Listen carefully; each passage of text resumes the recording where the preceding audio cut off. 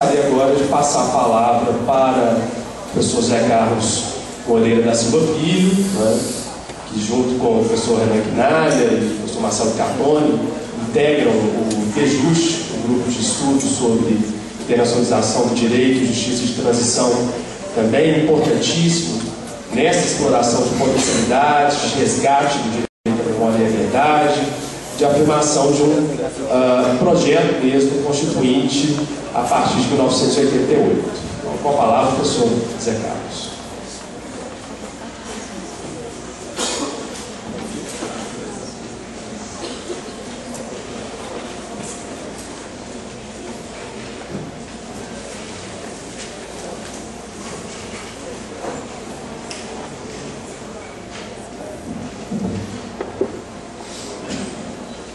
Não sou Paulo Abrão, mas a uma certa altura, pronto. Bem, em primeiro lugar, bom dia a todos e a todas que aqui estão. Gostaria de agradecer um honroso convite que me foi feito para estar presente aqui nesse evento, importante iniciativa dos centros acadêmicos. Queria fazer esse agradecimento em algumas pessoas, a pessoa do Felipe Silva, que acabou de chegar, que foi quem fez o contato comigo através da internet, através de e-mail. Também o Lucas, que nos acompanhou no jantar ontem, foi bastante hospitaleiro. Claro, também agradecer muito ao Emílio, que foi buscar no aeroporto, que está nos ciceroneando aqui na nossa estrada em Belo Horizonte. Aliás, gostaria também já de fazer uma propaganda para todos os estudantes que estão aqui, que se interessam pela temática. O Emílio vai defender uma tese de doutorado a respeito do assunto da justiça de transição, que será em julho. A data ainda está sendo discutida, mas oportunamente será divulgado, orientando o professor Marcelo Cartoni. Eu terei a honra de participar dessa defesa, e todos aqueles que se interessam, ainda é interessante que possam estar presentes e assistam. Então, também gostaria de cumprimentar o professor Marcelo Cartoni, que também recebe aqui, né?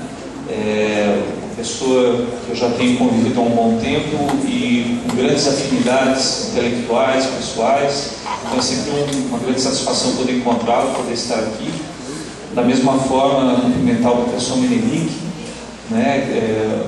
Tenho uma memória muito afetiva da sua atuação, entre outras razões, porque ele esteve presente me arguindo na minha banca de doutorado, né? E foi uma ótima lição, especialmente pela nota que ele deu depois.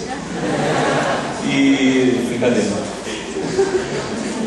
Também quero cumprimentar o professor Vergara, também o Gabriel, que eu vejo ali, que é membro do IDJUST, aluno da pós-graduação curso de Direito, a Maíra da Renato, da Rede Nacional de Advogados Populares. Cumprimento também a mesa, na pessoa do, inicialmente, Rafael da Cruz, que nos apresentou aqui um projeto realmente interessantíssimo, muito importante. Queria parabenizar pela iniciativa de vocês e estender meus cumprimentos à professora Heloísa Starling também.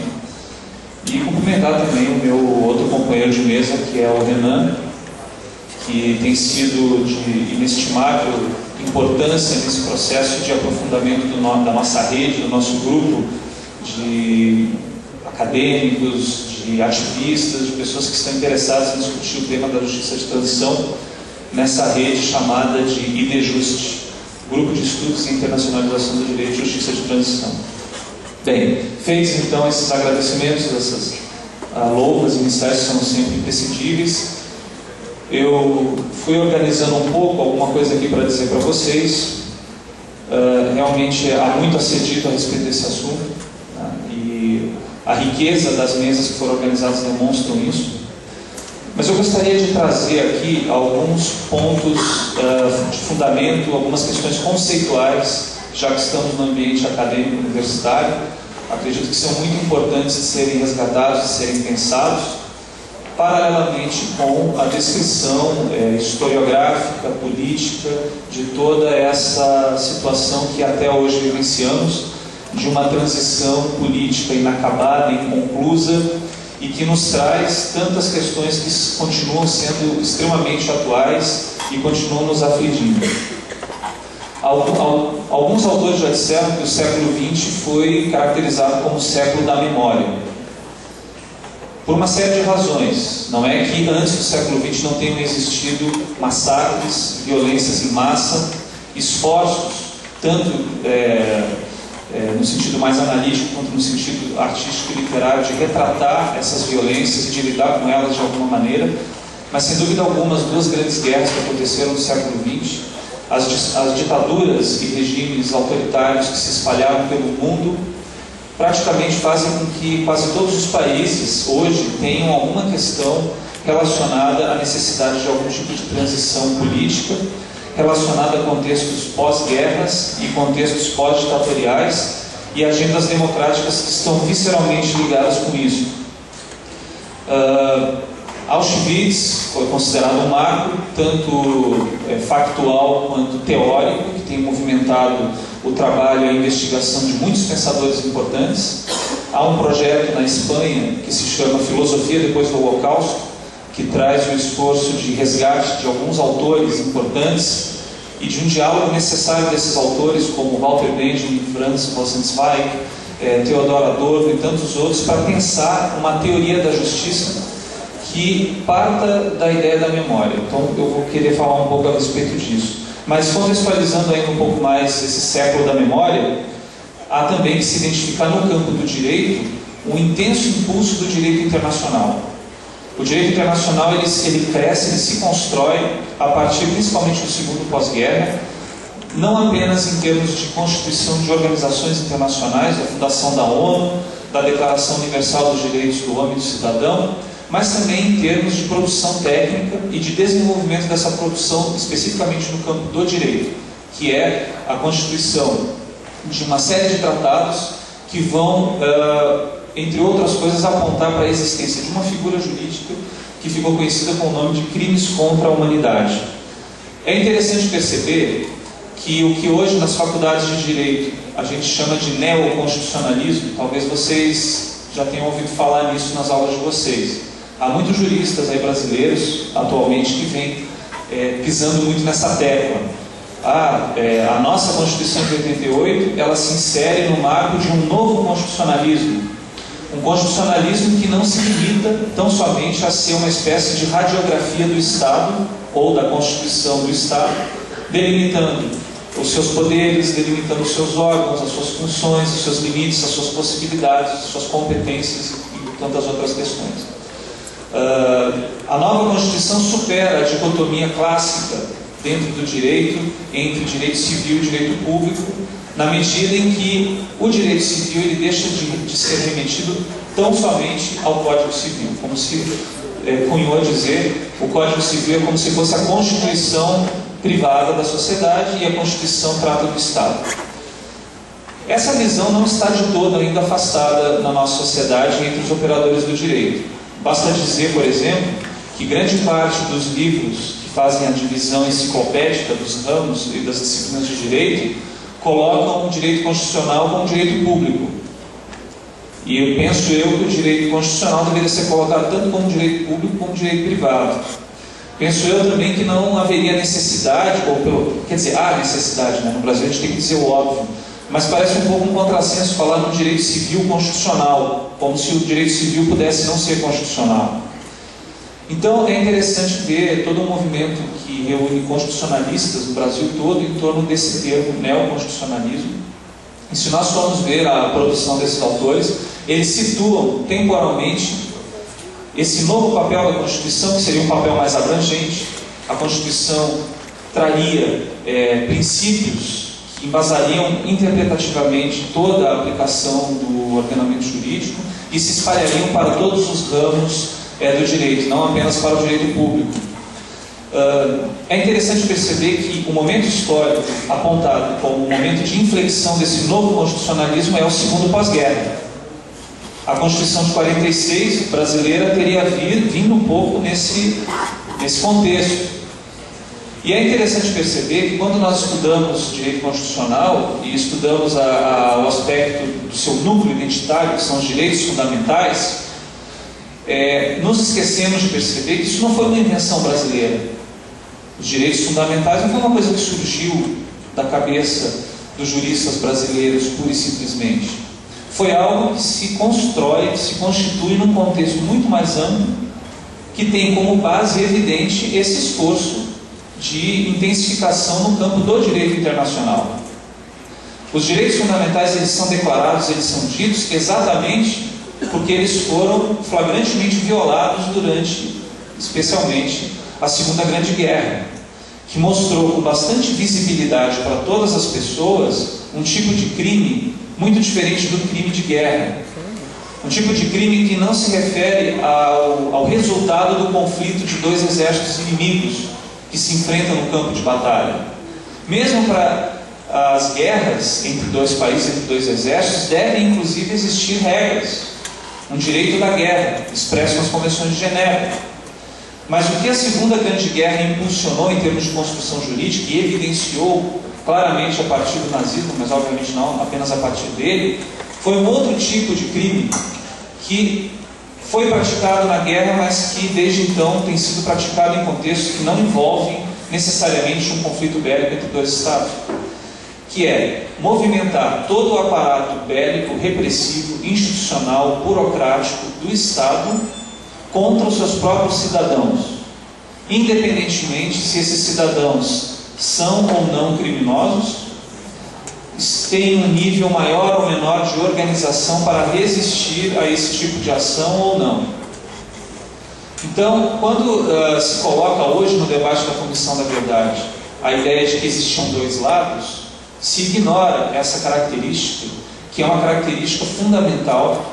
Na criminologia, ela é estudada e desenvolvida a partir da ideia de crimes do Estado, e que mostra essa grande assimetria, que a tortura é o maior exemplo dessa assimetria, na medida em que aquele que é torturado está indefeso, está rendido, não faz parte de nenhuma força armada que tenha a todo o seu serviço um aparato público e burocrático. Basta visualizar o caso da guerrilha do Araguaia no Brasil, no qual de mais ou menos 5.000 homens fortemente armados e treinados, equipados, com todo o aparato judicial, com todo um aparato administrativo ao seu serviço, contra 75 jovens que não tinham, ou tinham pouco, ou muito insuficiente treinamento militar. E isso que foi o maior exemplo que a gente pode destacar no Brasil de resistência armada à ação ditatorial. Então, os direitos fundamentais, o novo constitucionalismo, ele tem essa marca. E essa marca ela só pode ser devidamente percebida se nós temos uma memória, se nós temos uma memória e uma história, se nós temos um registro, ao mesmo tempo historiográfico dos fatos e ao mesmo tempo pertencido, envolvendo aqueles que sofreram essa ação direta e continuam ainda a sofrer, que traz também um outro ponto importante das relações entre história e memória. Também houve um grande desenvolvimento no século XX de obras de literatura, e o professor Márcio Seligman Silva, que é professor da Unicamp, professor de pós-graduação em teoria literária, ele trabalha muito, ele tem livros excelentes, vocês podem procurar aí nas melhores casas do ramo. Ele trabalha muito com um campo da literatura chamado de literatura da tragédia, ou seja, os testemunhos, os relatos literários e biográficos ao mesmo tempo, que tentam dar conta de uma coisa que não pode ser narrada, que não pode ser descrita com a palavra. Essa é uma das grandes dificuldades que nós temos quando vamos desenvolver a aplicação de mecanismos transicionais, que necessariamente tem que trazer essa violência do passado para uma cena pública, institucional, que tem que ser decodificada em palavras, tem que ser decodificada em instituições jurídicas, políticas e numa linguagem científica, e ao mesmo tempo a dificuldade de falar, por exemplo, a respeito de uma tortura. A própria pessoa, eu como membro da comissão de anistia, já ouvi vários relatos de pessoas que passaram por torturas dos mais diferentes tipos. Pessoas que narram com bastante veemência e riqueza de detalhes aquilo que sofreram e que demonstram pelos seus gestos, pelos seus olhares, pelo nó na garganta, pela maneira como se posicionam, coisas que não estão necessariamente sendo ditas, mas que podem ser ali percebidas. Pessoas que não conseguem narrar com toda essa riqueza de detalhes, essa experiência, mas cujos silêncios dizem muito. E é realmente uma situação paradoxal que muitos autores têm tratado. e que o Primo Levi apontou, que é a impossibilidade de escrever, mas a necessidade de falar. Pensem bem, uma pessoa que passa por um trauma da violação do seu corpo, da sua integridade, da humilhação, de uma submissão completa e absoluta, é uma coisa muito difícil de lidar na sua própria realidade pessoal. E é também muito difícil para a sociedade como um todo lidar com essa realidade e reconhecê-la como algo existente. É mais fácil, aparentemente, deixar isso de lado, ou tentar esquecer, ou tentar fingir que não aconteceu. Mas, na verdade, não se consegue. A gente costuma dizer, para muitos, claro, sempre que isso é oportuno, para muitas pessoas que sofreram tortura, que vão à comissão, que fazem o seu relato, o quanto é importante aquele momento de testemunho, não só, obviamente, para todo momento de generosidade para aqueles que fazem parte da sociedade, mas é importante para aquela pessoa porque ela começa, ao verbalizar, ao colocar para fora, ao significar simbolicamente a perda daquele objeto que lhe era valioso, que era a sua integridade, a sua dignidade, ela começa, ao botar isso para fora, a tirar o torturador de dentro dela. Porque o negacionismo realmente é o maior adversário que nós devemos ter em vista quando pensamos na necessidade de um processo de transição. O professor Castor Bartolomé Ruiz tem alguns textos muito bons sobre isso, no qual ele trabalha a ideia da violência como mimesis, a violência como repetição. Tá? Há toda uma tendência de continuar repetindo aquele trauma, aquela violência sofrida, se ela não é reconhecida, se ela não é ressignificada. A pior situação é aquela que, inclusive, ela não é nem sequer percebida como existente. Exatamente por não ser percebida como existente, ela continua a acontecer e continua a influenciar. Há muitos autores que tratam dessa necessidade terapêutica do reconhecimento da violência como um marco necessário para a construção, efetivamente, de uma política de paz, de uma política de proteção dos direitos humanos. Sem dúvida, um dos maiores desses autores é Paul Ricoeur, mas tem muitos outros que vocês podem encontrar. Bem, se a gente pensa dessa forma, a gente poderia imaginar então que nós temos todo o espaço, todo o terreno propício para trabalhar o tema da memória, que traz, aí tem várias linhas dentro da história que trabalham a relação entre memória e história. E a memória, ela traz, só um pequeno parênteses, a memória ela traz um pertencimento, ela é o registro de uma experiência vivida, uma experiência passada que está sendo transmitida para aqueles que escutam. E quem escuta um testemunho como esse não consegue ficar indiferente. Também, de alguma forma, se sente pertencido àquela situação. A memória tem muito esse elemento afetivo de pertencimento. Já a história, ela vai num sentido mais, digamos assim, distanciado de descrição dos fatos, mais focado num discurso racional, mas que, sem dúvida alguma, em si não consegue também dar conta desse passado. E daí a necessidade de várias linhas de pesquisa que interrelacionam história e memória. Ora, mas se por um lado a gente diz que o século XX foi o século da memória, o que parece também se colocar como uma outra linha de fuga na nossa realidade? Quando houve a discussão do Plano Nacional de Direitos Humanos, em relação ao qual a Heloísa Greco ontem nos disse, que partiu muito de uma atuação dos familiares aqui em Belo Horizonte, de colocar a proposta dessa diretriz e de uma comissão da verdade no terceiro Plano Nacional de Direitos Humanos, vocês talvez se recordem, foi em janeiro de 2010, se não me falha a lembrança, a grande polêmica que se acendeu na sociedade a respeito disso. E eu achei curioso porque nas bancas, acho que na segunda semana de janeiro, tinha um número da revista Veja, que tinha assim, letras garrafais na capa, a palavra memória. Aí eu falei, poxa, será que eles vão trazer alguma relação da memória com essa discussão proposta no Plano Nacional de Direitos Humanos? Aí eu fui ver nessa edição, aquela reportagem de capa, a memória ali, ela era apresentada num outro sentido, que o Paul Ricoeur chama de memória malabarista, ou memória como manipulação. A memória ela era apontada pura e simplesmente como uma habilidade que poderia ser melhor desenvolvida se nós fizéssemos certos exercícios se nós tomássemos certos medicamentos. E a memória, veja que normalmente quando se fala em memória, no Jornal Nacional, na Veja, nos jornais, agora nem tanto, agora está aparecendo já um outro sentido um pouco mais evidente, mesmo que a contragosto. Mas normalmente quando você pega a memória é mais naquele sentido da revista super interessante, né? Ou seja, a memória é uma habilidade que está ao serviço instrumental das pessoas. As pessoas vão fazer com a memória aquilo que elas quiserem, vão utilizar como uma habilidade, por exemplo, para ir bem na prova. Ontem, agora esqueci o nome dele, infelizmente, também nos acompanhou no jantar ontem, que foi o presidente da mesa, já avisou, tinha avisado ontem também, que infelizmente hoje de manhã não poderia estar aqui, porque está fazendo uma prova.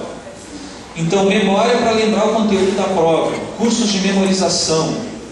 Esse é o espaço maior que o tema da memória tem numa sociedade consumista e instrumental como a nossa, que trabalha uma ideia de tempo que o Walter Benjamin vai chamar de tempo vazio, no qual a temporalidade ela se coloca como uma sucessão de instantes sem muita conexão entre si, ou que cria uma sensação de linearidade ou de única direção possível para o avanço da humanidade ou das instituições.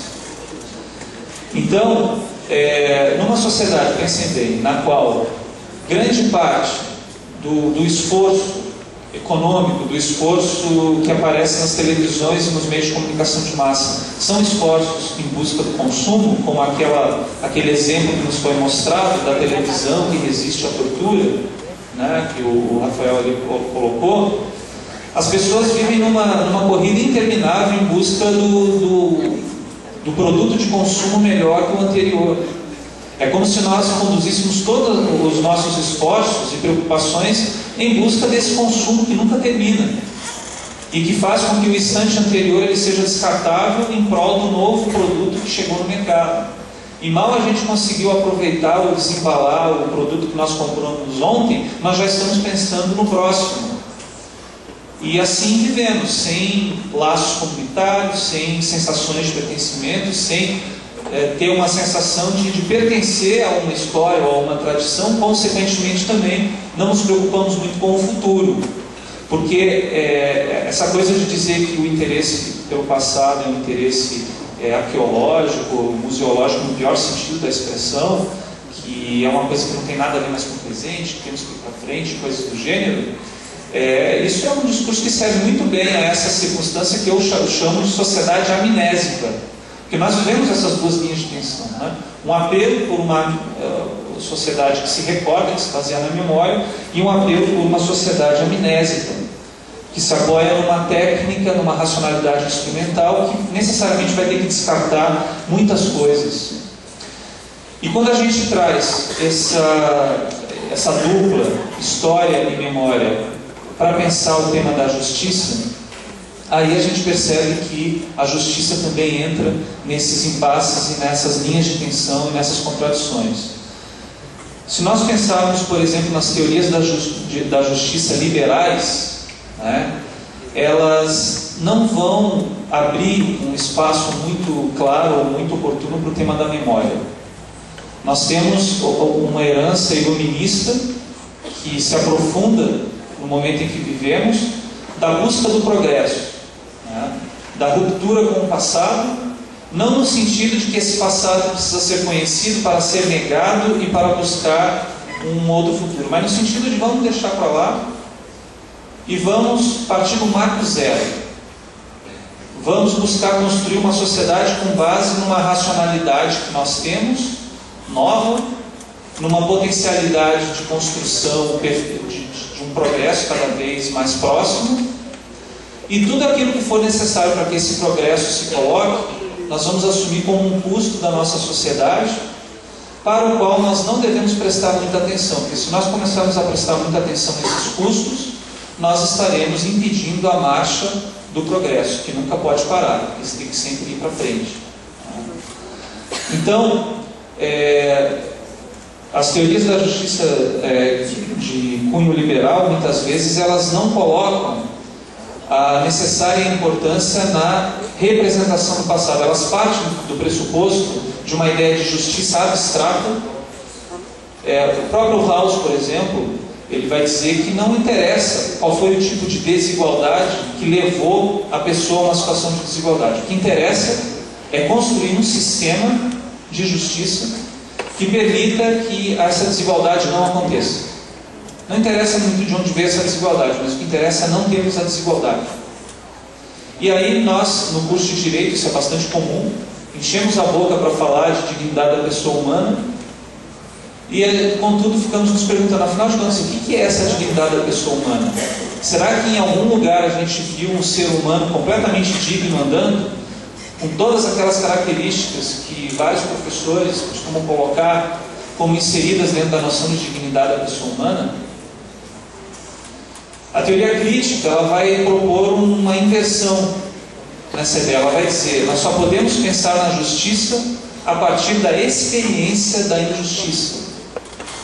Temos que pensar um modelo de justiça a partir da experiência da injustiça. Isso vem muito na linha de um pensamento fenomenológico, da tendência de colocar a filosofia não a partir de ideias abstratas, mas a partir da situação existencial na qual as pessoas estão inseridas. Eu não vou entrar em detalhes aqui porque não vou ter muito tempo para isso, mas há muitos pensadores no início do século XX que vão trazer esse olhar pertencido, situado, existencial, para pensar os grandes conceitos, os grandes fundamentos, autores como Heidegger, autores como Levinas, que vão colocar a experiência da injustiça como um marco inicial de pensamento.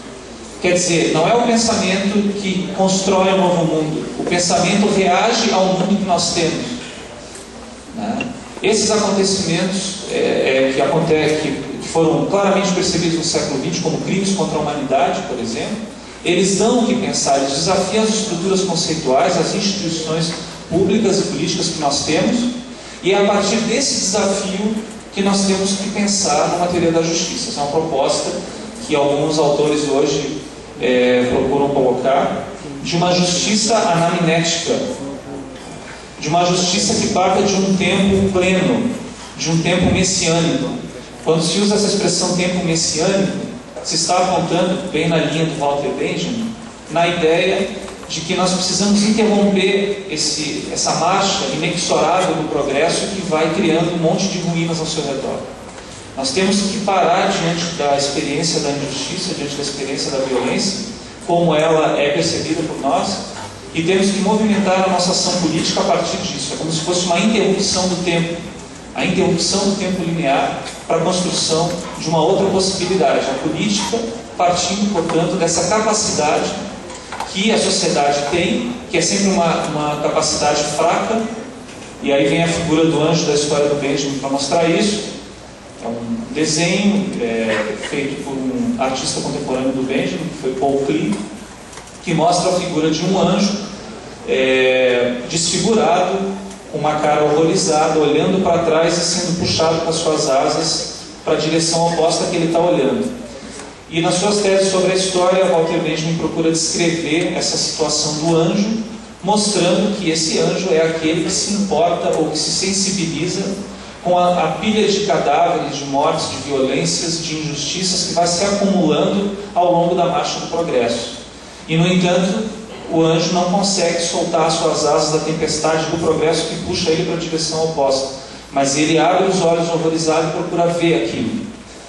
E essa figura ela tem a ambiguidade de uma fraqueza, de uma limitação, mas ao mesmo tempo de uma possibilidade de ação política e de intervenção concreta. Então, quando se fala na possibilidade de uma justiça anamnética, se fala na necessidade de uma memória da injustiça como um marco democrático. E para que a gente possa trabalhar a democracia a partir da memória da injustiça, é fundamental o olhar das vítimas, daqueles que sofreram essas violências. Não quer dizer que se vá simplesmente adotar ipsis literis os juízos, as análises, as interpretações que aqueles que sofreram diretamente a violência têm para contar, especialmente a violência maciça praticada pelo Estado. Mas significa ser testemunha daquela experiência de sofrimento como se ela fosse de alguma maneira nossa. Significa se sentir responsável e não indiferente por aquilo. Essa é a importância do olhar da memória, que é o olhar pertencido, que traz à tona a necessidade de uma responsabilidade social que todos nós devemos ter. Todos nós vivemos numa sociedade cheia de contradições, cheia de violência. Saiu agora o relatório da Anistia Internacional mostrando mais uma vez que o Brasil foi campeão de audiência em termos de violação de direitos humanos por parte das forças de segurança pública. Hoje, os desaparecimentos forçados são muito maiores, em muito maior número. Hoje, as execuções sumárias, as torturas em termos quantitativos também são muito mais copiosas. Como muito bem colocou ontem a professora Luísa Greco, o aparato continua montado. Vivemos num país extremamente violento, que ostenta um discurso democrático, mas que tem, na verdade, uma prática autoritária. E isso não vem de hoje. Eu comentava ontem no jantar, será que é por acaso que no curso de Direito quase ninguém ouve falar do tema de uma ruptura democrática, ou do fato de que havia uma ditadura, ou de que existia uma legalidade autoritária que legitimava o ilegitimável? O que eu acho muito curioso é que nas discussões que hoje estão sendo colocadas sobre a Comissão da Verdade, muitos analistas situam como se fosse uma espécie de simetria entre os grupos que foram para a resistência armada e resistiram ao Estado ditatorial e à ação do Estado, como se fossem a mesma coisa, como se tivessem o mesmo peso. A gente percebe que o que na verdade movimenta esse tipo de comentário é a convicção de que o fato de que o Brasil vive uma ditadura não faz tanta diferença assim. Ou seja, até o ministro Aires Brito, na decisão da DPF 153, que votou a favor da ação, ele disse: não podemos esquecer que nós vivíamos numa república. Havia um ou outro acelerado, um ou outro torturador que cometia crime aos olhos do próprio regime ditatorial. E aí eu pergunto, mas e se no regime ditatorial não fosse considerado crime isso? Então tudo bem. É um problema de princípio, a gente tem um problema de princípio no Brasil. Nós não temos uma consciência democrática fortalecida. Nós achamos que a legislação produzida durante o período militar era direito. Nós não percebemos a diferença de uma legislação produzida por um Congresso que foi fechado durante 15 dias, que foi manipulado, que foi enxertado com senadores biônicos, que teve uma mudança das regras da composição da sua casa, de tal maneira que seria impossível qualquer projeto de lei contrário aos projetos da Arena Vingário. Nós tendemos a achar que as decisões judiciais daquela época foram de acordo com o direito, porque ostentam uma sabedoria técnica muito grande. Nós não nos escandalizamos quando a gente ouve o ministro do Supremo Tribunal Federal, como é o Marco Aurélio, ir para uma entrevista em rede nacional e, quando perguntado sobre o que ele achava da ditadura, ele diz um mal necessário. E o entrevistador incrédulo perguntou a ele: isso quer dizer então que o senhor tinha receio que o Brasil fosse ter uma ditadura comunista ou algo assim? Aí ele respondeu: foi melhor não esperar para ver. Ou seja, atiro primeiro, pergunto depois.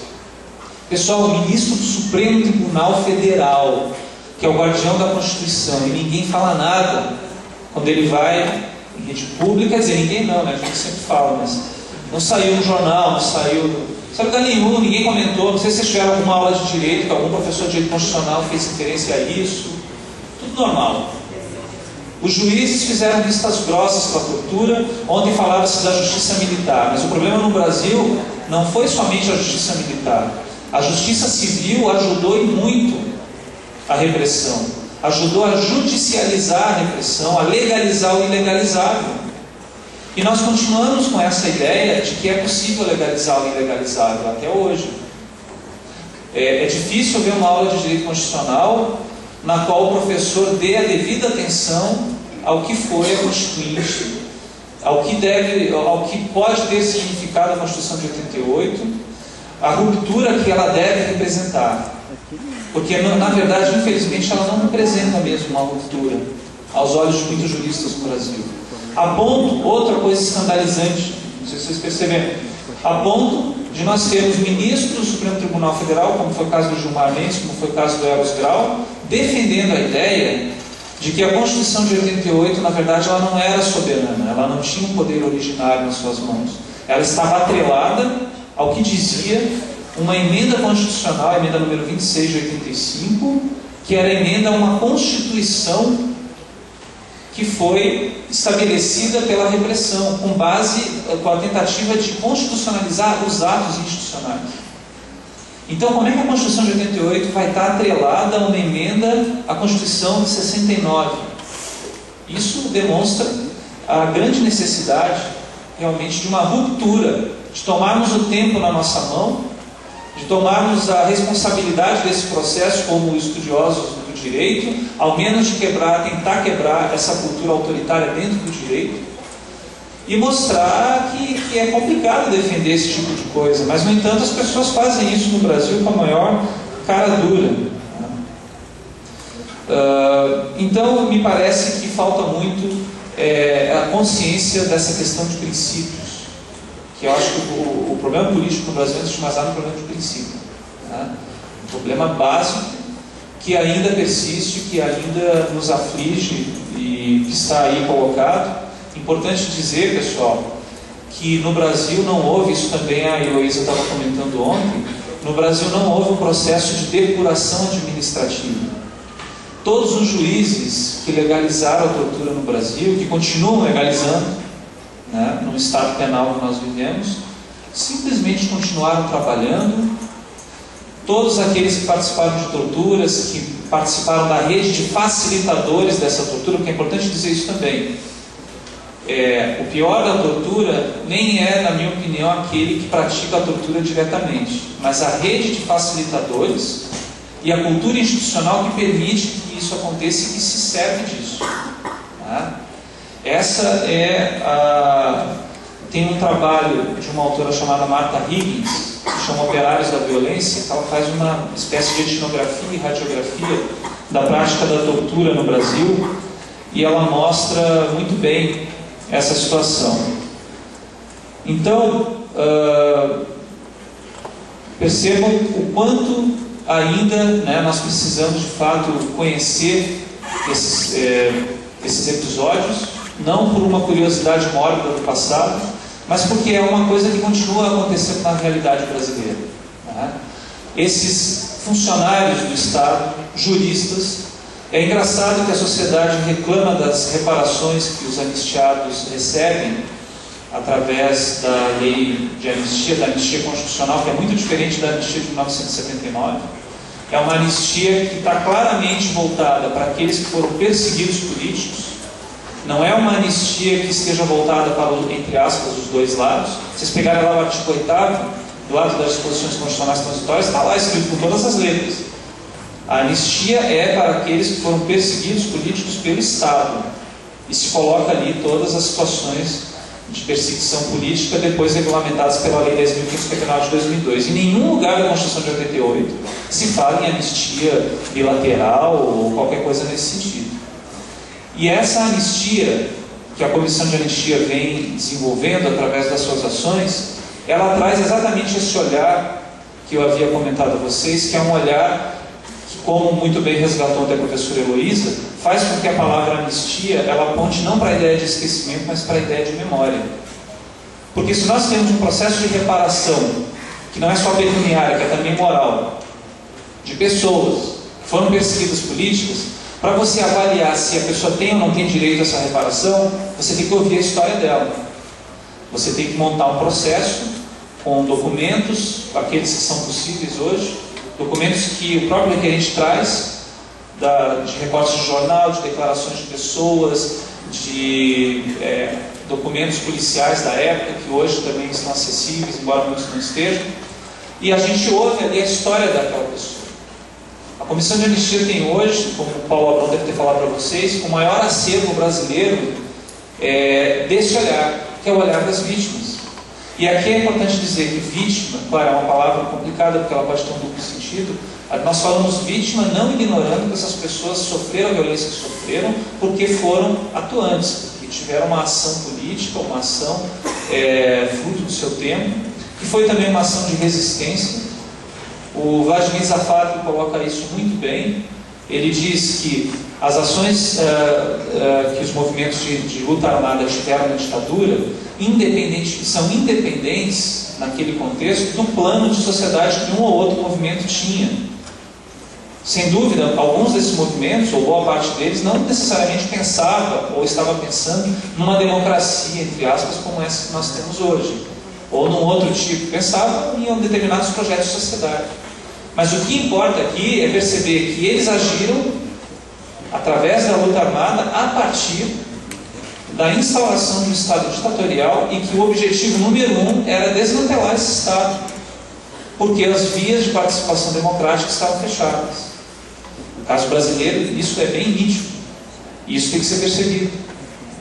Agora, finalizando, apenas dizer que é engraçado como a sociedade, através de vários meios de comunicação, que tiveram também ampla participação durante o golpe, criticam veementemente as reparações de pessoas que ficaram anos e anos sem conseguir arrumar emprego nem de pipoqueiro, porque estavam estigmatizadas por serem consideradas subversivas, pessoas que tiveram prejuízos que são irreparáveis, e isso a Comissão de Anistia tem total clareza, é uma reparação simbólica que se faz, em muitos casos.